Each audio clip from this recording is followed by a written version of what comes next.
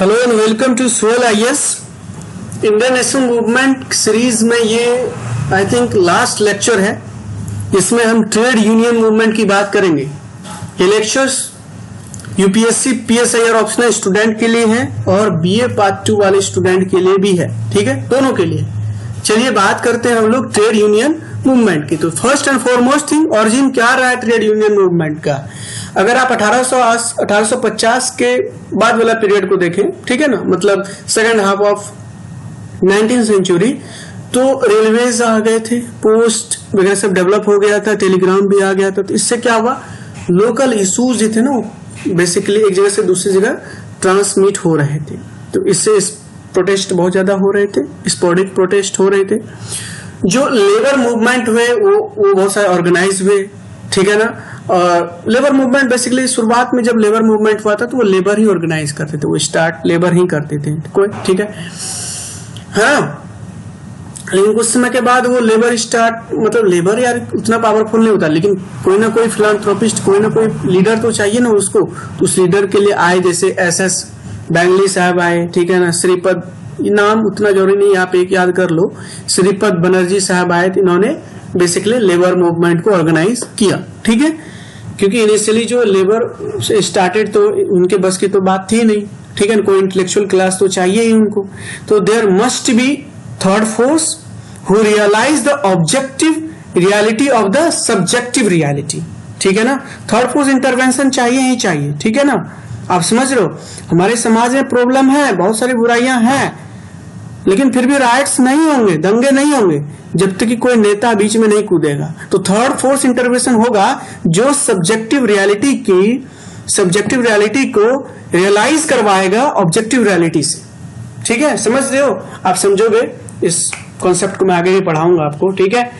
तो सबसे पहला मिल जो है basically Bombay mill hands association बना, जो कि लोखंडे साहब ने स्टैब्लिश किया था। This was the first labour organisation. और आपको पता है कि इनसे कौन एसोसिएट है, ट्रेड जो लेबर है इनसे कौन एसोसिएट है, कम्युनिस्ट एसोसिएटेड है। तो कम्युनिस्ट भी तो कुछ करेंगे ना भैया। तो कम्युनिस्ट ने भी ऑर्गेनाइज किया वर्कर सबको। और कांग्रेस इनिशियली मैं आपको जैसा कि लास्ट लेक्चर में बताया था कि कांग्रेस जो है ना बेसिकली बाईपास कर रही थी, वो शुरुआत में ध्यान नहीं दे रही थी, लेकिन फिर भी बाद में वो इंटरेस्टेड हो गए। तो Congress after neglect for long time to became interested. Lala Lajpat Rai Gandhi ji ने स्पेशल इंटरेस्ट लिया इन्होंने में। गांधी जी ने, आपको पता है कि जब बिहार में चंपारण, वहां पे खेड़ा के बाद उन्होंने अहमदाबाद मिल में भी किया था ना प्रोटेस्ट के लिए, ठीक है।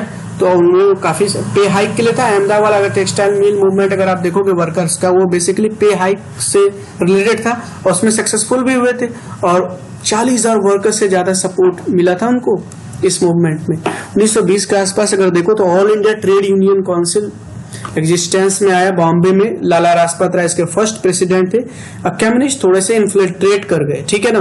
तो जो कांग्रेस के मतलब all India trade union front के जो मैन फैक्शन, मॉडरेट फैक्शन जैसे वीवी गिरी हैं, वो कांग्रेस से बाहर आ गए थे, ठीक है ना। और वो ऑल इंडिया ट्रेड यूनियन के पार्ट बन चुके थे, ठीक है। तो कम्युनिस्ट ने भी लेफ्ट कर दिया था और उन्होंने एक अलग से अपना ये ट्रेड यूनियन बना लिया था। उस ट्रेड यूनियन का नाम था रेड फ्लैग ट्रेड यूनियन, ठीक है जी।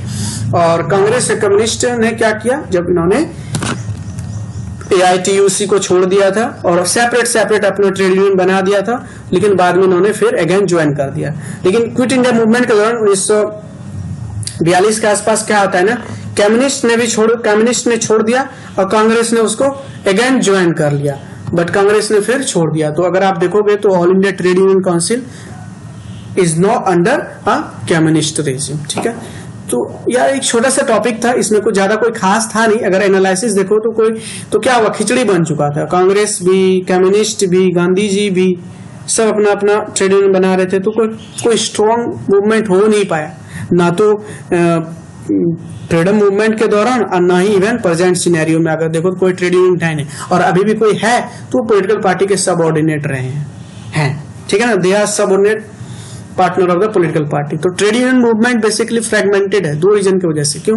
क्योंकि उस समय जो है ना इंडिया में इंडस्ट्रियल बेस बहुत कम था, ठीक है ना। आप देखोगे तो बंगाल में उधर था थोड़ा बहुत, गुजरात में इधर थोड़ा बहुत था, कितना स्कैटर्ड रहा है, तो सपोर्ट उतना नहीं मिल पाता, वर्कर्स भी इतने मतलब नहीं हो पाते, ठीक है ना। तो वर्कर्स और साथ में कम्युनलिज्म था, वर्कर्स भी डिवाइडेड थे कास्ट के लाइंस पे या रिलीजन्स के लाइंस पे। तो इन कारणों से क्या हुआ ना कि कोई powerful know powerful trade union movement existed during freedom movement और इवन एट प्रेजेंट।